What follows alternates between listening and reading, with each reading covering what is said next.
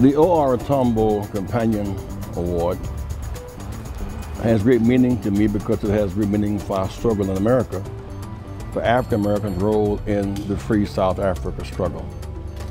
It has great meaning because I actually met Oliver Tambo, and I was able to come to South Africa in 1979 because Oliver Tambo and Johnny McEntee through ANC paved the way for me to come without regard to the sanctions at that time to bring information in and bring information out. I became involved in the anti-apartheid movement in South Africa because I was involved in the anti-apartheid movement in America. But you call in South Africa apartheid, we call segregation, which really means the same thing. I was jailed with a group of classmates July 1960 trying to use a public library. I later worked with the NAACP, worked with Dr. Martin Luther King Jr.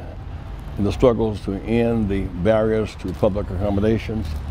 Let us not forget that the day Dr. King gave that speech, I Have a Dream speech, we were living in apartheid. That day, from Texas across to Florida up to Maryland, we couldn't use a single public toilet. He dreamed up a day we would overcome the barbarity and the instability of apartheid in America called racial segregation.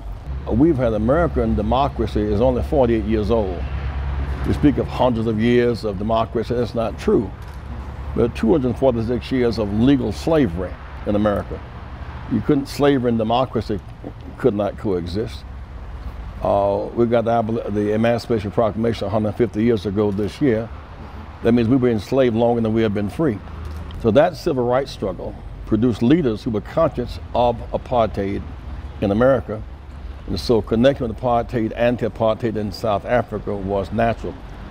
Plus outstanding work by people like Johnny McEntee and people like Oliver Tambo, with whom we had relations, helped to keep the fire burning between North America and South Africa, because we had and have so much in common. The ANC has improved the lives of South Africans and set a model for the world. ANC has the most solid democratic constitution in the world. It's superior to America's constitution.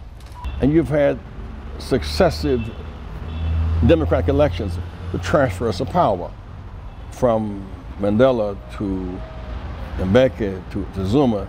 Those are all the transfers of power. It represents a democracy maturing. Now, has it been a perfect run? No, because the democracy does not guarantee success, it guarantees opportunity. And the struggle for opportunity, there are sometimes curves in the road, the unforeseen, but you have the right to get up and keep running. I would say to those who don't appreciate what you've done, democracy in South Africa is 19 years old. Look at where America was at 19. It was a slave trading country.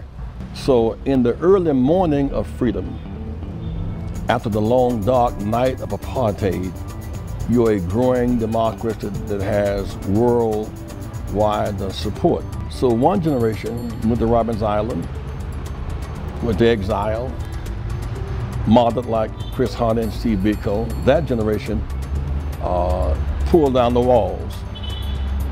This generation must build the bridges.